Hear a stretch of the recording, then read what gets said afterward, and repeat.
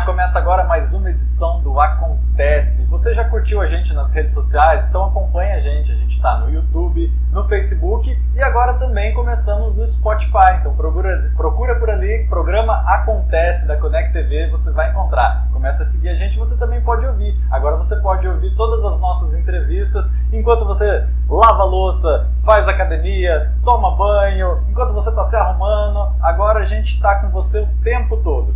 E hoje a gente tem uma convidada super especial aqui, que é a Érica. A Érica é médica veterinária e ela está reinaugurando a clínica dela, que é a Ritmo Vet. Tudo bom, Érica? Tudo bem. Tá empolgada aí com essa reinauguração? Empolgadíssima. O que levou você a querer fazer essa reinauguração?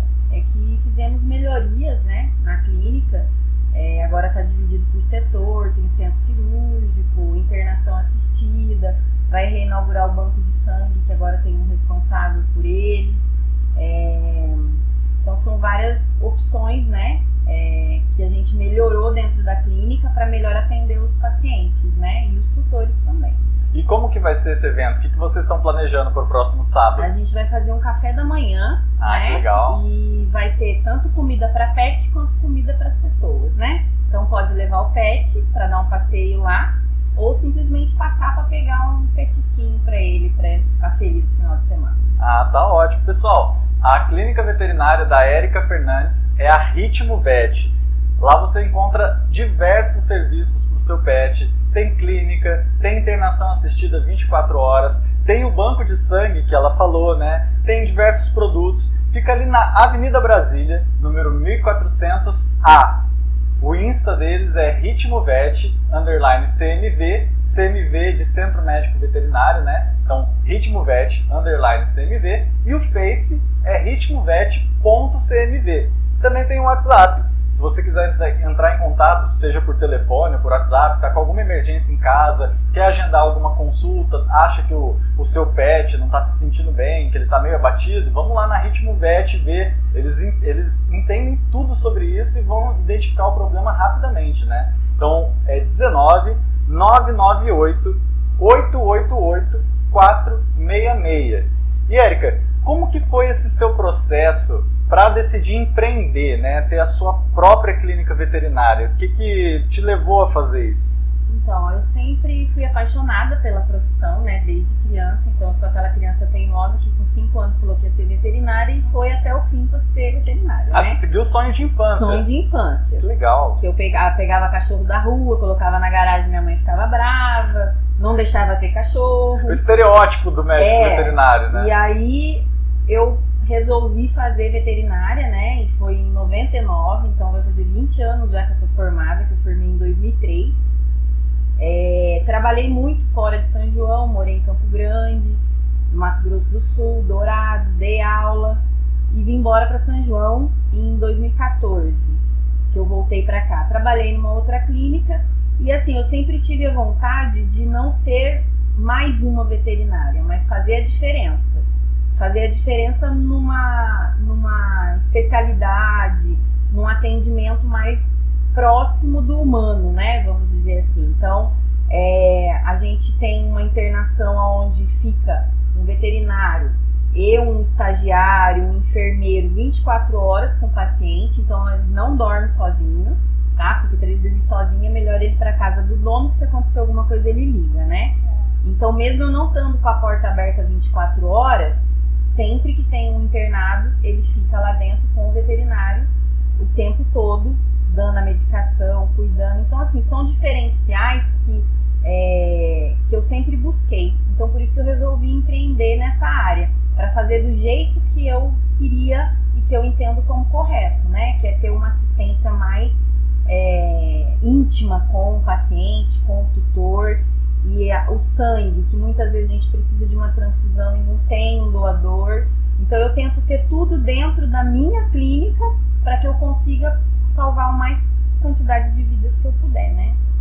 E a Érica, ela é conhecida por esse lado também de dar assistência para os tutores. Isso. Porque a gente que tem um animalzinho é como um filho mesmo, Isso. Tanto amor que a gente tem, né, Érica? E você tem que trabalhar com o psicológico do tutor também. Exatamente. É muito, porque porque assim, hoje em dia, muitas pessoas substituíram os filhos pelos animais. A pandemia fez isso crescer muito, porque muita gente adquiriu o animal nessa época. E assim, todo mundo reclamou da pandemia na questão do serviço. A área veterinária, eu acho que foi a única que não reclamou, porque realmente eles prestaram atenção no animal, porque ficaram mais tempo junto. Com isso, cresceu o vínculo. E assim, às vezes eu brinco que o tutor dá mais trabalho do que a própria doença do cachorro, porque às vezes você tem que tratar mais o psicológico do dono do que o próprio paciente, né?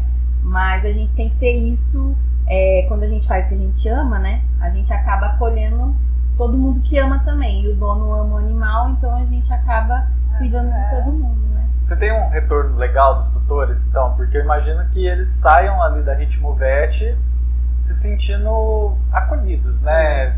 Você não só tratou o pet, a doença, mas ele sente que foi com carinho, que foi diferenciado. Então, assim, a maioria do pessoal que eu tenho contato, que é cliente, seguidor, eu brinco, né? Que tá sempre, tipo a Cristina, tem uma ONG que chama Lelo Love, que eles resgatam gatos, que a gente ajuda ali também. Então, assim, o pessoal, eles sempre falam que o diferencial da gente ali é esse, que independente de ser um animal resgatado ou um animal de raça, a gente vai estar na internação sentado, abraçado, fazendo carinho do mesmo jeito. Essa semana eu perdi minha cachorra, e assim, teve um monte de gente postando na internet: tia Érica, você me deu ela de presente, não fica triste, porque foi pouco tempo que ela passou na minha vida, mas todo mundo percebeu que ela veio de resgate para mim, ficou lá na clínica. E eles falam, não, a internação aqui parece uma farra, porque assim, o animal, ele tá doente, ele fica na gaiolinha dele, na baia dele, né, que não é uma gaiola, ele fica bem cuidado, a gente vai, sempre tem um momento do carinho, de pegar no colo, de sentar com a gente no chão, fazer de uma socialização. Isso, com o pet, na verdade, né? Assim, o carinho também faz parte do tratamento, né? Então, às vezes, ele não tá com o dono ali, e ele tá com a gente o tempo todo. Então, a gente que tem que acabar fazendo esse contato, né? Porque eles sentem falta de um carinho, de um chameguinho, né? Que faz parte do tratamento também. Também ajuda na recuperação, ajuda, né? Muito. Esse carinho. Existem clínicas veterinárias em São Paulo que eles têm agora um quarto para o tutor. Então, é a internação junto com o quarto, com banheiro, internet, televisão, que o dono interna junto com o cachorro. Ai, que legal. Então, assim, tem um hospital em Campinas e um em São Paulo que eu sei que faz esse tipo de serviço, né? Porque eles fizeram um trabalho e perceberam que quanto mais próximo do dono, né, mais rápido é a recuperação do paciente. Então, como a gente não tem esse tipo de serviço em São João, né, quem sabe um dia, mas a gente tenta fazer carinho, o dono vai lá, a gente deixa pegar, faz a visita. Então, assim, agora na reinauguração, né, mais para mostrar essa parte da internação, que tem uma área verde onde a pessoa pode sentar no banquinho lá e ficar com o paciente, para ele dar uma volta no quintal, porque ele não fica só preso dentro da gaiola, entendeu? A gente deixa ele se socializar, andar pela clínica, né, na parte da internação. Então, essa questão humanitária junto com a parte da medicina, eu acho que é muito importante, tanto no humano quanto no veterinário, né? Pode falar. Não, e ontem eu conversando com a Cristina, nós estamos falando da Cristina Cornélio, que é uma amiga em comum. Ela falou: Cláudia, o meu cachorrinho, ele tá ficando muito mimado com a Érica, porque ele tinha medo de banho e tosse. E lá ele fica todo relaxado, parece que tá no furor. Não, ela falou que ele não deixava dar banho, não sei o que. Eu falei: então vamos marcar o banho aqui. Eu não tenho serviço de banho e tosa na clínica, mas eu tenho uma colega, né, que faz o serviço de banho e tosa. Ela é veterinária, as filhas dela são estudantes de veterinária e elas têm um banho e tosa. Então, quando eu preciso de um paciente mais idoso, um paciente mais debilitado, porque muitas vezes o animal está internado e ele está muito sujo, por causa da própria condição dele. E a gente tenta deixar ele o mais limpo possível. Então, elas fazem esse serviço lá dentro da internação. E foi o que aconteceu com o Júnior, né? E o Júnior, assim, Ele chegava lá, ele queria me morder, ele latia o tempo todo, ele avançava em todo mundo. Agora ele chega, parece que ele tá passeando num parquinho. Vocês estão conferindo aí fotos do Júnior aí, que a Cristina mandou, né? E no banho, até a gente filmou ele secando com o secador, num sono profundo que parecia que a gente tinha até dado um remedinho pra ele, mas não é, que ele relaxou e aí ele ficou super bem. Então é isso que a gente tenta fazer isso lá na Ritmo Vet. Érica, então, mais uma vez, fica o convite aí para quem estiver assistindo, né? Na próxima semana, dia 28, vai ter a reinauguração da Ritmo Vet. Você pode ir com o seu pet, vai ter comida para os dois. Um café da manhã lá oferecido pela Érica, pela equipe dela. E eu falei meio por cima dos serviços, né? Você quer complementar? Quais tipos de pets são atendidos? Nós atendemos os pequenos animais, né? Cão e gato. Tem 2 veterinárias que atendem parte de pet não convencionais, né? Que seriam aves, tartaruga, passarinho, né? Então, assim, aquelas iguanas. Então, esses animais pet não convencionais... É bem completo, né? Aí marca, agenda o horário, né, com elas fazem um atendimento lá. Tem a clínica de pequenos animais, cirurgia. Toda cirurgia é feita com um profissional responsável, né, o cirurgião, então não é eu que faço tudo, cada um é na sua área. A gente tem exame de eletro, ecocardiograma e ultrassonografia. O único que não fazemos lá na clínica é o raio-x. O resto a gente resolve tudo por lá mesmo, todos os tipos de procedimentos que a gente tem necessidade, né? E agiliza o tratamento. Isso, porque o animal chega, a gente já tenta resolver tudo ali, não precisa ficar pondo ele no carro e leva no laboratório, sai do laboratório, leva num outro lugar, e para depois a gente juntar tudo. Não, a gente faz, mesmo que eu for encaminhar o paciente, um exame para fora da minha clínica, a coleta é feita dentro da clínica, para a gente não precisar ficar movimentando muito esse paciente, né? Tem o banco de sangue, que a gente está agora cadastrando doadores, né? Porque como no humano também tem uma deficiência muito grande nessa parte, então a gente está fazendo o cadastro.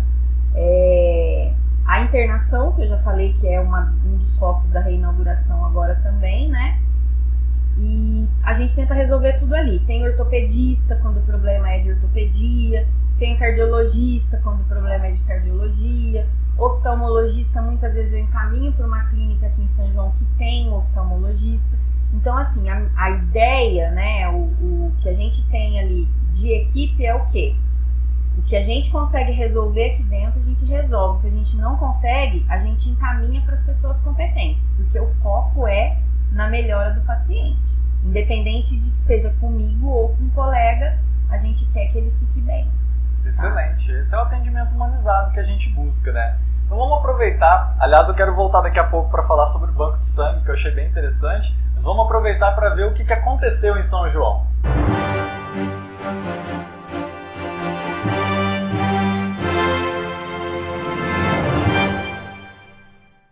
A Santa Casa está com excelentes estatísticas em relação às internações de 2022. Vamos conferir em um trecho do vídeo do jornalista da instituição, Marcelo Gregório. Na Santa Casa Carolina Malheiros, em 2022, 8.332 pacientes foram internados. Desse total, 6.584 foram atendidos pelo SUS e 1.748 pacientes por meio de convênios particulares. No ambulatório de urgência, a média mensal foi de 600 atendimentos. O centro cirúrgico somou 4.238 pacientes que passaram por diferentes tipos de cirurgias, totalizando 4.682 procedimentos. Na última quarta-feira, se reuniram no Departamento de Desenvolvimento Econômico representantes dos conselhos municipais dos direitos da mulher, direitos da população, da comunidade negra e dos direitos da pessoa com deficiência, além de representantes da Prefeitura, do CREAS, do PAT e do CAPS. A ideia é viabilizar o programa estadual Meu Emprego Trabalho em Equipe, em que pessoas em vulnerabilidade social a partir dos 16 anos participem de encontros semanais com facilitadores que transmitam orientações e instrução para facilitar o ingresso no mercado de trabalho. O início está previsto para o mês de março. E você teve presente, né, nessa reunião com o Departamento de Desenvolvimento Econômico. Quem que estava por lá? O que foi discutido? Você vai participar também, como você está sempre participando de todos esses projetos? Eu fui sim, porque eu sou a vice-presidente do Conselho Municipal dos Direitos das Mulheres. E o convite foi feito pelo diretor Osíris Colosso, diretor do desenvolvimento. Isso. E todos esses conselhos que você falou, né? E é legal porque vocês vão estar ajudando pessoas que estão em vulnerabilidade social, né? Principalmente, provavelmente, mais jovens, né? Que estão aí procurando o primeiro emprego, né? Tentando ingressar no mercado de trabalho e que muitas vezes não sabem o caminho. E aí a função de vocês vai ser orientar, facilitar, ensinar, por exemplo, currículos, como se portar em entrevista, esse tipo de coisa. E também outras coisas, né? Então, na verdade, vai ter uma equipe de pessoas que vão fazer esse curso. Vai ser uma vez por semana. São 12 encontros, 12 encontros. Então, vai trabalhar não só para adolescentes, para jovens, para todas, a partir de 16 anos. Porque, como no caso do Conselho das Mulheres, né? Tem muita mulher ainda que não está no mercado de trabalho, às vezes por uma questão de estudo também. E é uma orientação como essa vai muda a vida das pessoas, né? É uma mudança, né? O que a prefeitura pretende é uma mudança mesmo, né? Uma evolução pessoal. E vai ter capacitação, vai trabalhar muito a autoestima, para a pessoa se conhecer, do que eu gosto, que área que eu quero trabalhar. Então vai ter toda essa questão do autoconhecimento, da autoestima, como se comportar numa entrevista. E uma questão que está muito em alta hoje, né? Você descobrir qual que é o seu propósito, né? Tem várias filosofias aí que tentam te ajudar a entender no que você é bom, o que o mundo precisa, né? O que você pode contribuir. E esse programa vai muito de encontro a isso, né? É uma coisa super moderna, super atual. Sim, Matheus. Tem muito emprego nas empresas, nas fábricas, e está faltando pessoas capacitadas, mas não capacitadas só a nível de técnico, a nível pessoal mesmo. Uhum. Né? Então, a partir do momento que a pessoa se conhece, do que eu gosto, aproveitando a presença da Érica, eu gosto de animais, então eu gostaria de trabalhar com banho e tos. A partir do momento que ela se conhece, então vai ter um redirecionamento da parte da prefeitura, né? Vai ser um convênio, né? As empresas junto com esse programa. Porque se eu não me conheço, quando eu for procurar um emprego, eu vou ficar perdido num mar de oportunidades. Não que haja um mar de oportunidades, mas elas existem. Agora, se eu já entendo o que eu gosto, no que eu sou bom, eu já vou procurar naquele nicho. E ajuda muito, dá para fazer um mapeamento de lugares onde você quer trabalhar, onde você sente que você vai contribuir, né? E também não tem, assim, o nível de estudo, né? Nível superior, nível técnico. Não, você sendo alfabetizado, primeiro a gente vai trabalhar toda essa questão mesmo do autoconhecimento, da autoestima, de como se comportar numa entrevista. Vai ser muito bom, as pessoas que fizeram gostaram muito. E o importante é isso, né? Esse vínculo, né, com as empresas e com as pessoas que já vão fazer o currículo, vai ser ensinada como montar um currículo direitinho. Então, parabéns para a Prefeitura por uma iniciativa como essa, e fica aí o convite também, se quiserem vir falar sobre esse programa, porque eu realmente acho que é muito interessante, acho que pode melhorar muito a condição do emprego na nossa cidade, né? E, Érica, você se formou, você disse que você se formou há 20 anos, né? Isso. E é importante estar sempre atualizando, né, os conhecimentos. Por quê? O que muda? Na veterinária muita coisa muda? Como que é? Muda, todo dia, praticamente, tem uma novidade. Quando eu me formei, não existiam especialidades, né? Na verdade, eu fui acho que foi a segunda turma de residência da veterinária, eu fiz parte. Eu fiz em raio-x e ultrassonografia. lá na FEOB mesmo, fiz 2 anos de residência lá. Que é uma referência em medicina veterinária, né? Isso. E assim, na verdade, quando eu me formei, né, não existia cardiologia, intensivismo, UTI, banco de sangue, eram coisas muito longe da nossa realidade. Quando eu estava na residência, que começou a ter esse formato. E mesmo assim, a gente vê que os mais novos agora que estão se atualizando e querendo buscar uma especialidade, né? Eu sempre gostei da área acadêmica, tanto que quando eu mudei para Campo Grande, eu dei aula, né? Na faculdade lá de Campo Grande e de Dourados. Eu percebi que você tem uma didática para falar, né? Então, isso deve ser útil até para falar com os tutores. Então, porque eu gosto muito de explicar tudo. Então, por exemplo, desde uma injeção que você vai fazer no paciente, é importante que você explique para a pessoa entender o que aquilo tá fazendo, o que está sendo, por que está sendo feito daquela maneira, né? Muitas vezes, por a gente atender animal, tem animal que você faz o que você quer e ele fica de boa, ele falta dar patinha pra você, né? Mas tem cachorro, gato principalmente, que eles não gostam, né? De contenção e tudo mais. Então, às vezes, a gente tem que usar de uma contenção diferente, que hoje em dia também é completamente diferente do que a gente aprendeu. Então, assim, tudo isso a gente sabe por atualização, né? Eu gosto muito da parte de intensivismo, né? Que é a parte da emergência, a parte do complicado, assim, né? Dar suporte à vida para depois encaminhar aquele paciente para o que é necessário, para fazer o diagnóstico. Imagino que deva ser a parte que você tem que ter mais sangue frio e pensamento. Na verdade, não é nem sangue frio, eu acho que é conhecimento e certeza do que você está fazendo, que é pro melhor. Segurança. E né? Segurança, isso. Porque eu falo para as meninas lá, não adianta a gente chegar um atropelado e a gente se atropelar. Chegou um atropelado, eu tenho que respirar, prestar atenção no que está acontecendo com o animal e manter ele vivo. Definir prioridades. Isso, o foco é manter ele vivo. Então a minha equipe, ela está sendo treinada quase que diariamente, né? Porque eu tô com eles o tempo todo. A clínica fica aberta até as 10 horas da noite, que é uma coisa que eu esqueci de falar. Então, legal, importante. De segunda a sexta, das 8 da manhã às 10 horas da noite, sem horário de almoço. Então, você vai chegar lá, vai ter um veterinário para te atender, né? Então, isso daí, eu tenho que deixar o pessoal pronto, porque às vezes eu tô sozinha e chega um atropelado. Chega um atacado por um cachorro, envenenado, que acontece muito. Então, assim, tudo isso, a pessoa que tá lá, ela tem que estar pronta. Se ela se apavora, você não consegue socorrer. Então, essa parte do intensivismo, ele é apaixonante por causa disso. É a adrenalina e a melhora do paciente que você vê. Lógico que existem as perdas, né? Que a gente não consegue salvar todos.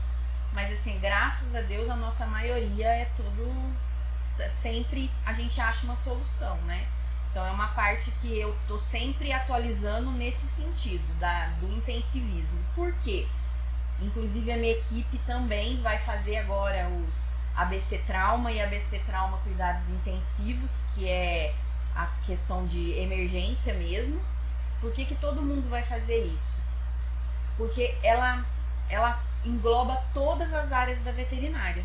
Então, assim, você tem que saber de coração, você tem que saber de rim, você tem que saber de sangue, você tem que saber de neurologia, o básico para você dar suporte à vida para aquele paciente. O animal ficou vivo, o caso é grave de neuro, vou encaminhar para o neurologista, ou vou chamar o neurologista para vir atender aqui.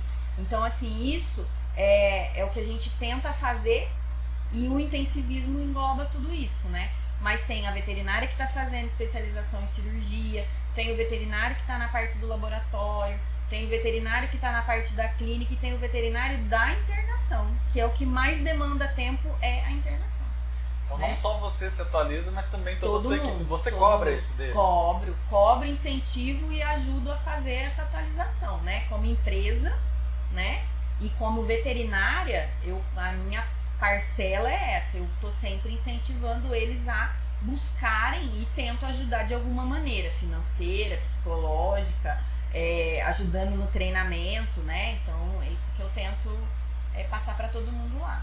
E é interessante ficar aberto até as 10, porque às vezes quando o caso não é grave, os tutores tendem a tentar levar depois do período do expediente, exatamente, da escola, do curso, né? É que então... a gente notou esse nicho, né, esse horário, porque geralmente eu fico ali até umas 5 horas, porque eu pego minha filha na escola, faz uma coisa ou outra, e as meninas saíam às 6. Só que geralmente elas não saíam às 6. Elas saíam 7, 8, 9. Por quê? Ou chegava uma emergência logo depois que o tutor chegava em casa, ou alguém ligava pedindo atendimento. Então a gente falou, se a gente já tá ficando, por que não estender, né? De sábado, nós ficamos até 12:30, 1h. Mas raramente a gente tá conseguindo ir embora nesse horário. Geralmente a gente tá ficando o dia todo no sábado também, porque sempre tem uma coisa ou outra. E o paciente da internação, ele não sabe que sábado, 1h da tarde, eu preciso ir embora e ele vai ter que ficar sozinho. Então, sempre vai ter alguém ali. Às vezes nem o humano entende, né? Exatamente. Fala assim, não, agora você passa o final de semana em casa, segunda-feira você volta, não tem jeito. E eu lembro que você tinha me falado também que você ajuda alguns protetores de animais. Como que é isso? Então, na verdade, assim, geralmente existem alguns grupos, né? Que eles não se classificam como ONG, mas eles colocam um nome, por exemplo, a Lelo Love, que é um gatinho que elas resgataram, que chama Lelo, e daí criaram a Lelo Love. Então elas têm, elas fazem várias campanhas, rifas, para ajudar os gatinhos que elas resgatam. Então elas resgatam, castram e dão lar para eles, né? Tipo, arrumam um lar. Ah, que legal. Elas fazem esse esquema. Não tem necessariamente um CNPJ, uma sede, é um trabalho mesmo de coração. É um trabalho voluntário que todo mundo se une, e a minha parte é o quê? Eu faço uma tabela social, né? Que aí inclui o custo do que a gente tem com o animal, né? Enquanto ele está internado. Uhum. Ou, por exemplo, eu preciso de um exame para fazer uma vacina. Então a gente cobra esse exame um pouco mais em conta. O custo. Eu quero fazer a vacina. A gente vê um pouco mais em conta a vacina também. Eu preciso de uma consulta, uma internação. Então teve paciente que ficou internado lá na clínica, tipo 15, 20 dias. E elas fazem a rifa para fazer o pagamento do custo para a clínica, né? Tem algumas outras que vivem postando também de resgate, né? Que também não é ONG, né? Não tem CNPJ, não tem empresa, não tem nada disso. Mas, você me ajuda e acaba levando. Então, assim, cachorro também fica muito. Então, eu ajudo muito, que é aquele Adote Pet, eu acho que chama, que é da Marlene. Quer dizer, não é da Marlene, é a Marlene que ajuda, né? Porque ela ainda fala que ela não gosta de ser chamada de protetora, que ela só gosta de ajudar mesmo. E assim, então a gente tenta fazer quando a gente pode, né? Porque às vezes eu não consigo ajudar totalmente, ou pela internação tá cheia, ou por conta de muitas vezes a pessoa leva, porque sabe que a gente faz esse tipo de serviço, mas leva e larga e some. Então, entendeu? Aí, aí já não tem jeito. Então, mas sempre tem alguém por trás, aonde a gente trabalha em equipe. A gente às vezes doa alguma coisa para elas fazerem rifa, entendeu? Então, assim, uma vez eu ganhei um barril de chope de uma quantidade de medicamento que eu tinha comprado. Eu doei o barril para elas rifarem, para ajudar o cachorrinho que estava precisando. Então, eu tento ajudar dessa maneira. É legal porque é o coletivo se unindo em prol de uma causa, né? Isso. E dia 17, agora foi o dia dos protetores dos animais. Isso. Então já deixo os parabéns, porque é uma demanda muito grande de animal na rua, né? Muito, muito grande. E essas pessoas fazem toda a diferença, né? Fazem porque elas que acabam guiando o animal para uma vida mais adequada, né? Então, assim, é uma coisa muito importante. Uma coisa que tem muito também é canil clandestino, né? Onde coloca os animais só para cria e não cuidam. Então aí a pessoa vai lá, compra um filhotinho de 3, 4 mil reais, mas não sabe o que está por trás, né? Então isso é uma coisa também que eu acho que os protetores acabam ajudando, porque eles denunciam, eles vão atrás, eles que dão as caras, né? Sem eles a gente não conseguiria fazer isso. Normalmente não é muito difícil identificar um canil que não é clandestino. Normalmente eles fazem uma divulgação bem legal no Instagram, Facebook, tem site. eles convidam você para ir lá, passar uma tarde, conhecer o trabalho? Mas tem canil que faz isso, mas os bastidores mesmo, tipo, eu tenho um teatro e por trás do teatro tem muita coisa, entendeu? Tem por trás ali do assim, pano. Porque assim, tem muito mesmo. Não é canil assim que você vê que tem todo um glamour, entendeu? Por trás, mas que depois você acaba vendo que não é desse jeito também. Entendeu? Olha, isso é importante. E é uma desumanidade, porque eles não podem se defender. Não. E assim, eu vejo que tem, lógico, tem muito criador sério, que tem os protetores assim, né, e as pessoas que não gostam de colocar animal para cruza, para venda, como se fosse uma mercadoria, ficam bravos. Mas é uma coisa que faz parte da realidade e a gente tem que aprender a conviver. Então assim, eu sei que tem muita gente que cuida muito bem. Tipo assim, que tem canil, que o cachorro é criado de dentro de casa, dorme na cama, vive solto o tempo inteiro, tem uma vida normal e cruza naturalmente. E a pessoa acaba fazendo a venda desses filhotes, né? Que é uma coisa que faz parte da... O que eu acho é assim, o que tem que ter um cuidado na hora de comprar é justamente isso. Se vê se é muito mercadoria, entendeu? Quando é muita mercadoria, geralmente sempre vê o financeiro, né? Então aí acaba tendo algum tipo de alguma coisa por trás. Muito legal. Então vamos aproveitar agora e vamos para o quadro da sala de aula. Sala de aula com Cláudia Cunha. Então, hoje a minha dica é por que ter um animalzinho de estimação? Olha, que coincidência incrível, Coincidência, né? Acontece. Acontece. Sim. Então, as crianças, elas são afetuosas por natureza. E quando ela tem um animalzinho em casa, essa demonstração de afeto se torna frequente e diária. E também estimula o senso de responsabilidade da criança. Porque quando ela vai adquirir, né, os pais adquirem um animalzinho, dependendo da faixa etária da criança, então ela já vai passar essa responsabilidade. Olha, você vai trocar água, você vai pôr a comida. Então, o animalzinho não é um brinquedo, formar essa consciência de não bater, né? Você ser responsável por outra vida, né? Responsável por outra vida. E a gente tá vendo aí, enquanto ela fala, algumas imagens de cachorros dos tutores que enviaram pra gente durante essa semana. E ensinar a criança a lidar com o luto, porque apesar de ser bem difícil, né, a criança enfrentar um luto, quando a gente tem um animalzinho, é uma forma da gente passar para a criança, de uma forma lúdica, eu diria, que a vida tem uma finitude, que nós não somos imortais. Aproveita aquele momento que você está com o animalzinho, brinca.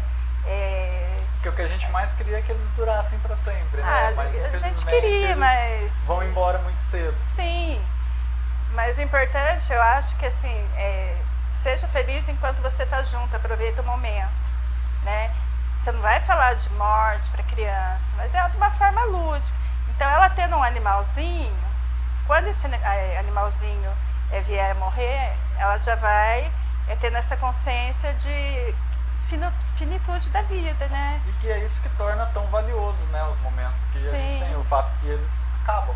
Acabam, né? Então, o Matheus sempre teve animal.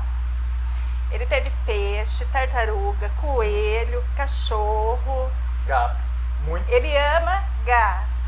Teve uma época que nós tivemos 19 gatos pretos. E ele pôs nome em todos. Tem doar, quer? Ele ama cachorro. Só que eu não conseguia falar o nome dos animais, porque ele colocava... Ele sempre foi muito criativo. Então era gato. Eu chamava de gato e de cachorro, porque os nomes que ele inventava. Então eu sempre tive essa preocupação da responsabilidade, do luto, né, com ele, porque é uma coisa que a gente vai passar. Isso, passa. Né, todo mundo vai passar por isso. Passa. E as crianças percebem, né, tanto o amor quanto a perda, né? Sim. Igual a minha que morreu essa semana, na segunda-feira. A minha pequenininha sempre ia comigo. Eu tenho uma filha de 4 anos e uma de 14. Então, a de 4 anos vai comigo direto na clínica, né? E ela ficava lá, brincando com ela na cama, no chão. No começo ela tinha um pouquinho de medo, porque ela era um pouco grande. Aí depois, quando ela ficou sabendo o que tinha acontecido, né? Ela falou, eu fiquei triste, não sei o que. Só que ela percebe, porque já é o segundo que ela perde. Sim. Em pouco tempo. Em um ano a gente perdeu 2, né? Então, assim, ela sabe que virou uma estrelinha. Sim. Então a gente vai conversando, igual você disse, de uma maneira lúdica, né? E mostrando que aquilo ali tem, né? Infelizmente, não faz é todo parte mundo da que vida. a gente consegue salvar. E é um ótimo exercício mesmo, porque o amor do pet é incondicional, né? E quando ele vai embora, dói. Dói. E aí, E eu vou falar, agora eu só não chorei porque eu tô me controlando, mas assim, o que eu já chorei essa semana, ontem à noite, inclusive, eu conversando com uma colega, então assim, é uma coisa que a gente sente muito, né? E assim, eu choro pelos meus pacientes, imagina pelos meus animais. Seus próprios, que você tem mais. Porque aí você deixa de ser veterinário, né, nessa hora. Aí você se torna pessoa, né? Isso. Como o Matheus disse, é um amor incondicional. Você pode ficar fora o dia todo. E lógico, ele não entende, ele é irracional. Mas quando você chega, ele te dá um sorriso com um olhar, não é? Exatamente. O olhar do animal. A festinha. A festa. A não ser que seja lindo. gato. O gato, ele é mais independente, O gato né? é mais independente. Tem uma veterinária que atende lá na clínica que ela é especialista em felinos, né? Até tem uma sala lá onde tem aquele brinquedão pra gato. Então, uma sala que a gente deixa ele solto enquanto a gente tá na consulta, né? Ele não, tem dono que fica mais nervoso do que o gato. Você fala, nossa, eu vou deixar ele solto aqui dentro, como que ele vai se comportar? E ele sobe no brinquedão e lá ele fica, né? Porque ele gosta de lugar alto, né? Tanto é que a internação de gato é no superior. Então eles vêm todo mundo de cima, eles ficam achando uma maravilha. Olha que legal, não sabia Porque disso. é bem na altura que eles gostam de cima, né? Então mesmo superior que tiver a todos os réis mortais. Isso, exatamente. Então mesmo que tiver algum animal, algum cão na internação embaixo, para eles não vão se sentir ameaçados porque eles estão por cima, né? E gato tem toda essa questão de majestade. Eu né? acho que o Garfield, ele é bem assim. Ele traduz bem. Traduz bem o gato, né? Traduz mesmo. E você falou do banco de sangue. Esse é um assunto que eu acho muito interessante, porque muitas pessoas não sabem que cachorro também doa sangue, né? Não sei se gato também doa sangue. Doa também. E são tipos diferentes dos humanos, né? Não tem A, B, O. O gato é. O gato é? O gato A. O gato é o A, o B e o AB. Eu sabia que os gatos tinham um pouco de ser humano neles. A parte ruim. Então, eles têm sim a tipagem sanguínea. A transfusão em felinos, ela é muito mais complicada do que em cão. Justamente por eles terem essa tipagem muito próxima, muito curta. Do cachorro, como ela é ampla, né? Ela tem até 32 tipos. Nossa. Então você consegue fazer uma primeira transfusão sem reação, sem fazer teste de compatibilidade, sem fazer tipagem sanguínea. Você geralmente tem resultado na primeira transfusão. A partir da segunda que você já não tem muito, né? Então assim, só que o cachorro é difícil para doar sangue. Por causa do tutor, porque o tutor é que tem que levar o cachorro, né? A gente até vai na casa fazer uma primeira coleta, fazer a triagem do animal. Mas para fazer a coleta da bolsa, o ideal é que seja na clínica, por causa da asepsia, porque já coleta a bolsa e já guarda ela, acondiciona ela onde tem que acondicionar, né? Mas o gato é complicado porque ele não gosta de contenção. A gente não tem uma bolsa no Brasil específica para felinos, porque ele não vai doar os 500 ml que o cachorro vai doar. Ah, não. O gato pesa 500 gramas. Ele doa 70, 80 ml em média, né? Dependendo do peso dele. E a gente não tem fluxo para encher a bolsa rápido. Então, geralmente, a gente faz uma coleta, que a gente fala que é de circuito fechado, mas não é totalmente fechado. Porque eu tenho que colocar uma torneirinha de 3 vias, fazer a coleta e jogando para a bolsa para não ter contato com o ambiente, para não contaminar o sangue. Porém, eu não consigo acondicionar essa bolsa por mais de 24 horas. Então eu tenho que coletar e passar no doador. Aí no gato o que acontece? Eu preciso saber qual é a tipagem do meu gato e a tipagem da bolsa, na então maioria você tem das uma vezes, grande complexidade para um pouco... pouca demanda, muita demanda para pouca mas matéria. Você tem um pouco tempo para manipular aquilo, né? Isso. Então torna ainda mais complexo. E assim, existem bancos de sangue grandes no Brasil, né? São Paulo tem o Hemovet, que é o primeiro banco de sangue de animais, né? Às vezes eles não têm bolsa de felinos, porque assim, é muito difícil. Primeiro que o dono do gato já não gosta que a gente colete 70 ml do gato. Ele deve ficar batido, né? Não fica. Não? O gato ele repõe em uma semana o sangue que a gente tirou. Então assim, como eles têm um metabolismo mais acelerado do que o nosso, a reconstituição é mais rápida. Então não dá uma alteração muito grande no comportamento e nem nada, mesmo porque é feito os exames antes da coleta, né? Então antes da coleta eu tenho que saber se o doador está saudável para poder prosseguir. Então, agora gato geralmente assim, a gente fala que é um pozinho de ouro pra gente conseguir um gato para doar sangue. Aí existe a xenotransfusão, que é um ponto muito polêmico na veterinária, até no humano, que é o quê? De cachorro para gato. Sangue de cachorro para gato. Só que assim, nos estudos que foram feitos, a chance de reação, né? O que é a reação? Dá uma hemólise, uma reação anafilática do sangue do cachorro no gato é menor do que gato para gato, sem teste nenhum. Sério? Olha porque só. Ele não tem memória, célula de memória do gato, do cachorro. Então ele não reconhece aquele sangue como estranho. Até ele produzir a memória de que aquilo ali é estranho para ele, já acabou o sangue do cachorro. Eu nem imaginava que tinha célula de memória para sangue. Então, é que na verdade ele tem, né, uma proteína na hemácia que faz no leucócito que faz essa ligação. Então, se você tem essa célula de memória, você vai ter uma reação. Então, assim, para resumir, de gato para gato, se tiver com todos os exames feitos e certeza absoluta, é 100% de sucesso. Mas se não tiver todos esses exames, de cachorro para gato é muito mais chance. Muito mais chance. Olha. E sem contar que de cachorro para gato, a gente consegue coletar de um cachorro numa seringa e passar no gato, né? Você não precisa de uma bolsa de sangue de 500 ml igual no porque cachorro. Uma seringa já tem a quantidade para fazer a doação. E assim, uma coisa muito importante da gente falar da transfusão, que ela não é um tratamento. Ela é um suporte para a vida.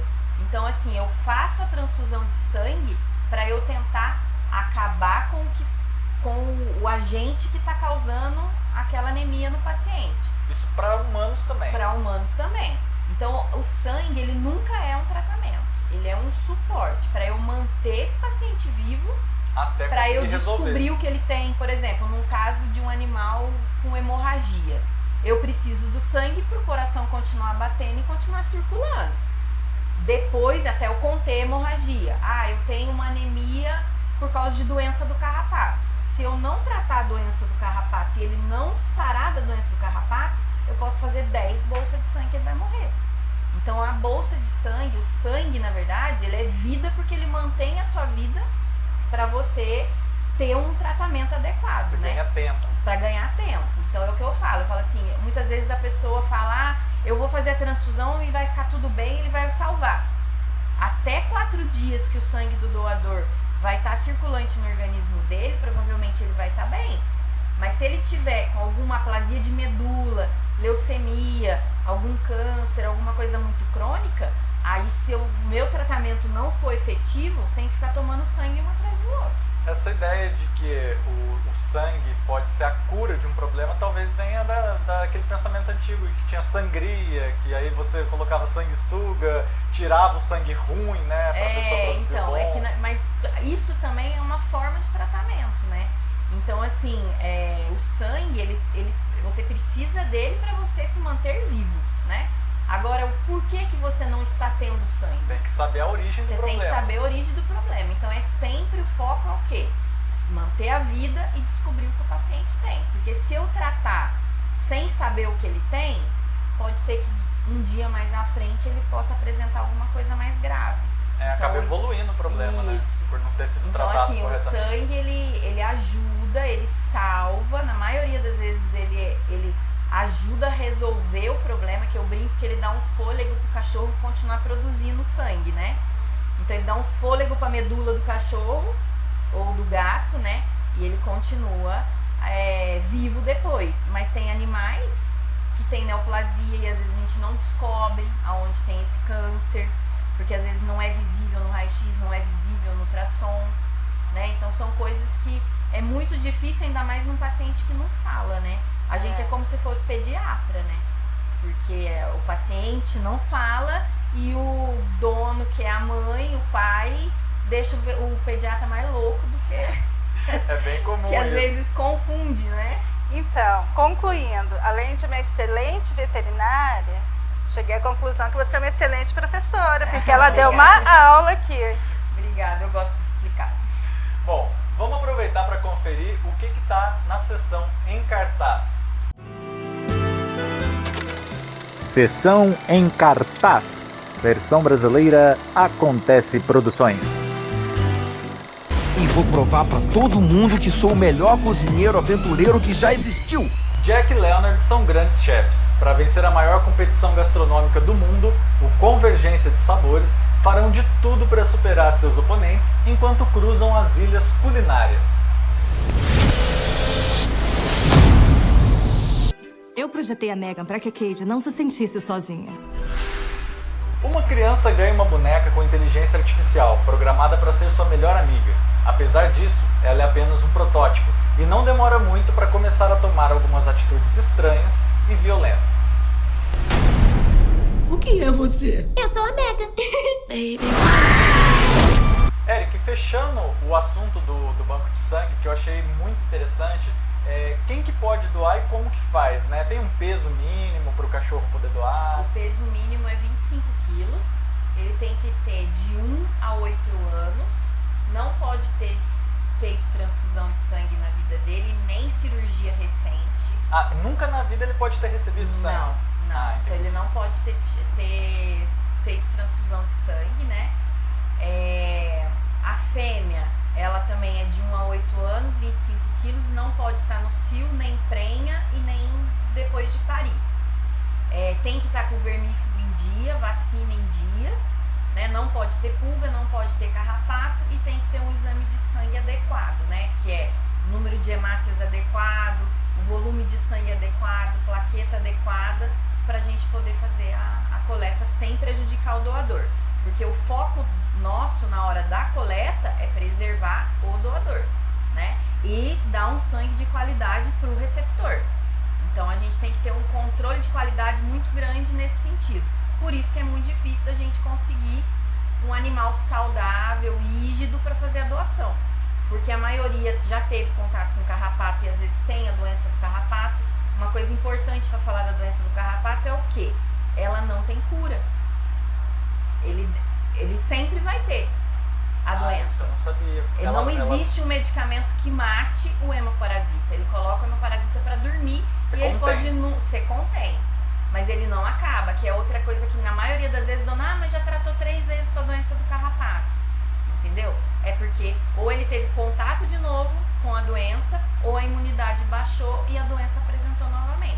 Porque não existe nenhuma vacina e nenhum medicamento que mate aquilo. Ele sempre vai ter na memória. Aí no banco de sangue, o que é feito? Um exame de PCR, que você vai dosar vai descobrir se tem o DNA desse bichinho no sangue do cachorro, para ver se ele tá ou não liberando isso no sangue dele ainda. Que se ele tiver, ele não pode doar. Então vocês devem fazer um cadastro assim muito valioso, né? Não, com os um que cadastro. Se enquadram. Isso, é um cadastro, é feito, tem os exames, tem o teste rápido, que é aqueles testes igual teste de gravidez, teste de Covid, e tem o exame de PCR que manda para um laboratório terceirizado fora de São João. Isso é um benefício grande para o tutor, também, né? Porque e esses exames não tem custo para o tutor. Exatamente, ele recebe esses exames com frequência e sem custo. Sem custo. Porque aí ele, durante o ano, quantas doações que podem ser feitas? A cada 3 meses, 4, né? 4. E aí, quando houver emergência, vocês entram em contato? Isso, quando tem emergência, a gente entra em contato. É que assim, na verdade, a gente não consegue fazer um estoque pela quantidade de doadores que a gente tem. Então, assim, a gente não consegue falar, você liga, eu tenho a bolsa. Às vezes a gente tem 2, 3 bolsas armazenadas, mas na maioria das vezes é coleta-sai. Então, ou às vezes a pessoa pede, a gente chama o doador, faz os exames antes da coleta. Então, mesmo que ele tenha o exame prévio, no dia da doação a gente faz o exame rápido para ver se ele está bem. E eu tenho percebido, pode ser uma impressão minha, mas que em São João diminuiu um pouco a quantidade de cachorros que eu vejo nas ruas. Você acha que São João tem uma demanda crescente por essa questão de zoonoses? Eu sei que não se relaciona diretamente à medicina veterinária, mas você tem percebido uma diminuição? Então, na verdade, assim, os grupos que eu acompanho, que eu ajudo, assim, tem muito na periferia ainda, entendeu? Muito abandonado, e assim, tem pontos específicos da cidade onde as pessoas abandonam. Nossa, entendeu? Isso é horrível. Então, assim, a pessoa vai e deixa o bicho, né, naquele lugar, às vezes abandona perto de algum lugar que sabe que vai cuidar. Mas às mesmo vezes, assim, né?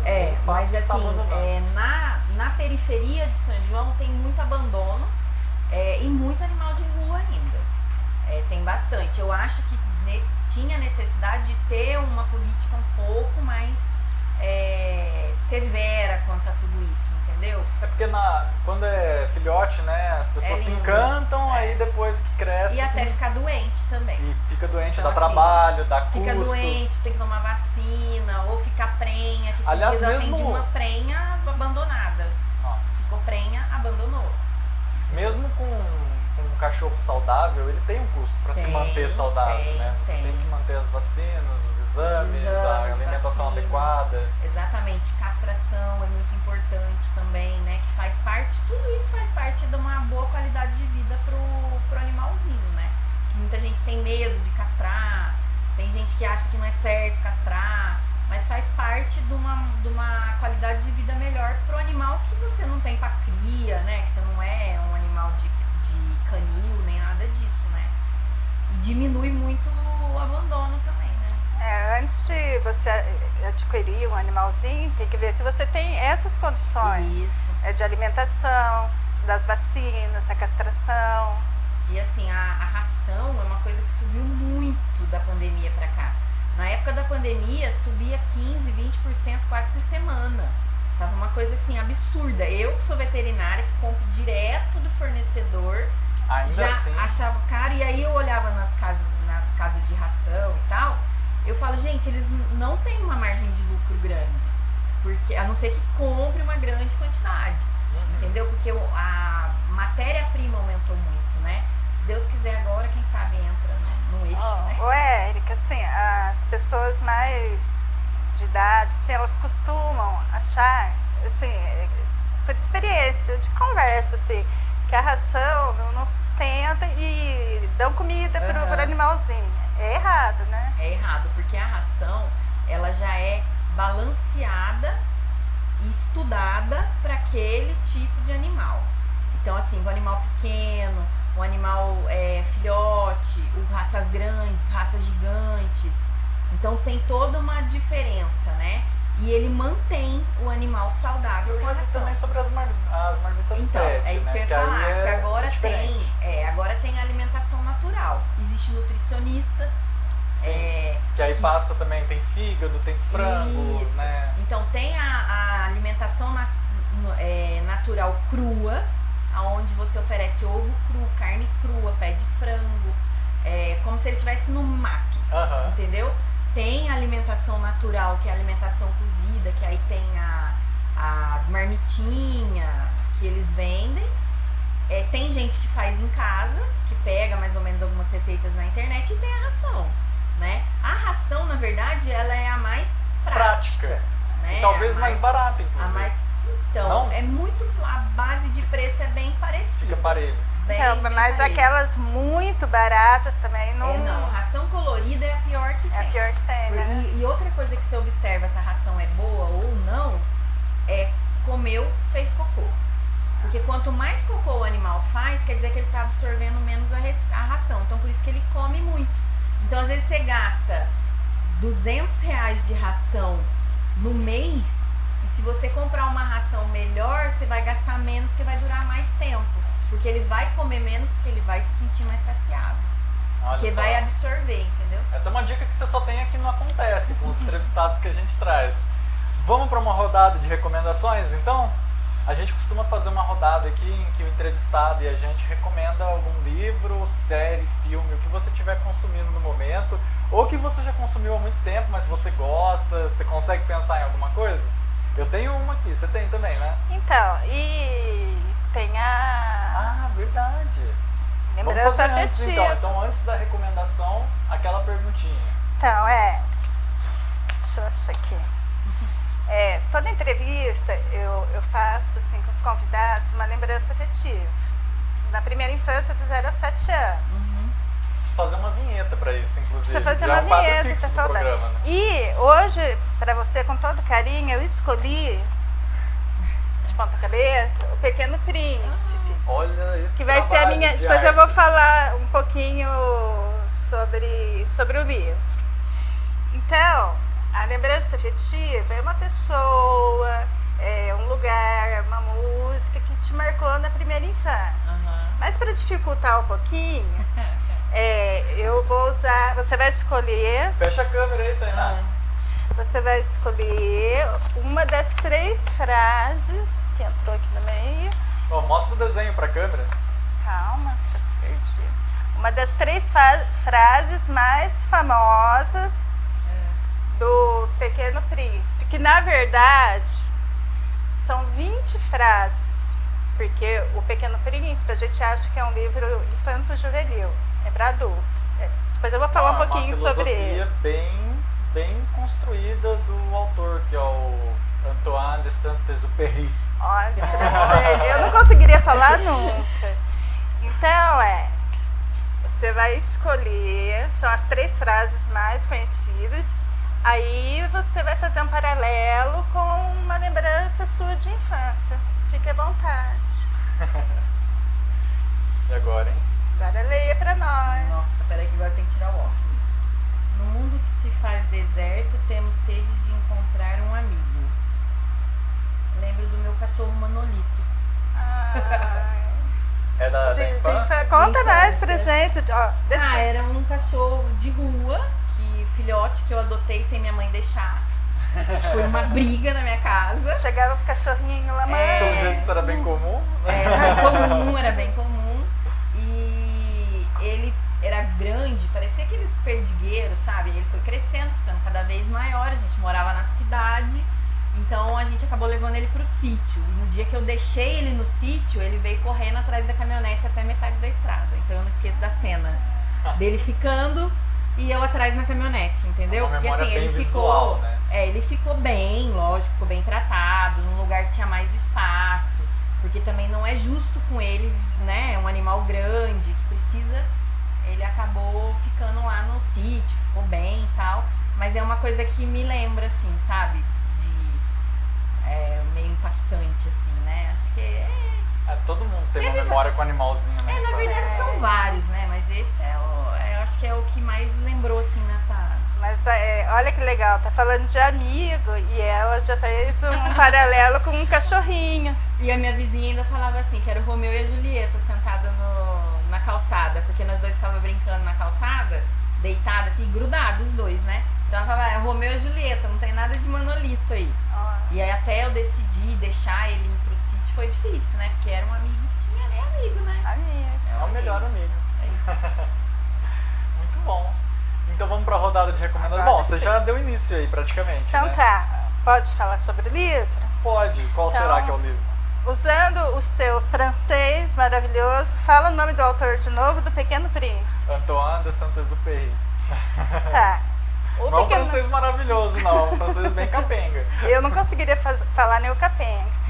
Esse livro, então, a criança pode ler, sim. Só que ela não vai ter aquela percepção que a gente lê quando adulto, tá? É o 3º livro mais traduzido do mundo. Fica atrás da Bíblia e do Harry Potter. Do Harry Potter, o 2º? Até há pouco tempo atrás era, se eu não me engano, continua sendo. Ele foi traduzido em 160 idiomas. Ele foi escrito por esse escritor, que eu não vou fazer você sofrer de novo, não. Em 1943, ele era um aviador. Então ele ficou muito deprimido com a questão da Segunda Guerra, os aviões bombardeando, tudo. Então ele se recolheu e escreveu O Pequeno Príncipe. E conta a história de um aviador frustrado que ninguém compreende seus desenhos. Tem aquela parte do... se é um chapéu ou se é uma cobra. Isso. E um príncipezinho que habita um lugar distante, né? Ele é um dos maiores clássicos da literatura. E como eu falei, O Pequeno Príncipe, ele é filosofia pura. Tanto é que, numas férias, eu peguei para ler. E essas 3 frases aqui são as mais conhecidas, né? A que a Érica tirou. No mundo que se faz deserto, temos sedes de encontrar um amigo. A outra...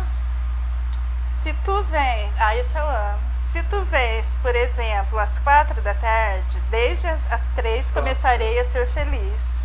E essa, tu te tornas eternamente responsável por aquilo que cativas. E a Raposinha, ela que é a autora não só das 3 frases, como de mais outras. Porque ela acaba se tornando uma mentora para o Pequeno Príncipe. Sim, por isso que para a Érica eu trouxe o Pequeno Príncipe, porque tem a ver com o animalzinho. E eu recomendo para todos. Eu não gostava muito do Pequeno Príncipe, o livro. Demorou para eu ler. Porque quando eu era pequena, não sei se você lembra, tinha aquele programa das Miss Brasil e Miss Universo. E toda pergunta, que livro que você gosta de ler, elas falavam Pequeno Príncipe, Pequeno Príncipe. Aí eu fiquei meio assim, embirrada com o Pequeno Príncipe. Eu achava que era só para Miss.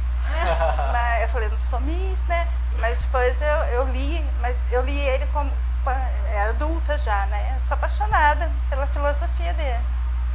Eu ia recomendar uma série, mas a gente vai fazer uma homenagem aqui no final do programa, então eu vou, na verdade, trazer um filme que eu ainda não assisti, mas que ele tá forte na corrida do Oscar, e eu comecei a assistir, preciso terminar, mas vale a recomendação, que é o Tar, que conta com a Cate Blanchett, dirigido pelo Todd Fields, e ele conta a história de uma maestro, ela se chama de maestro, né?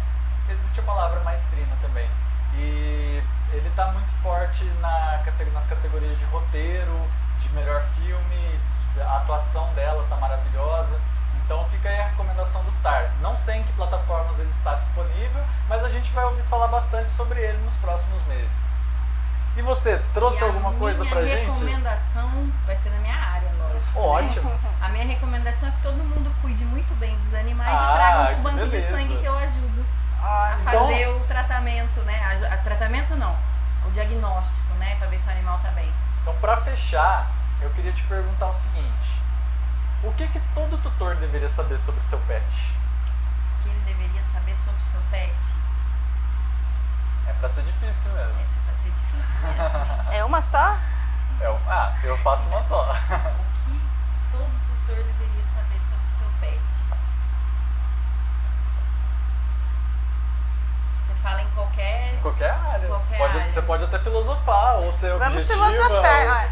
Érica, você é uma ótima professora, veterinária. Entra no clima da raposa e filosofa.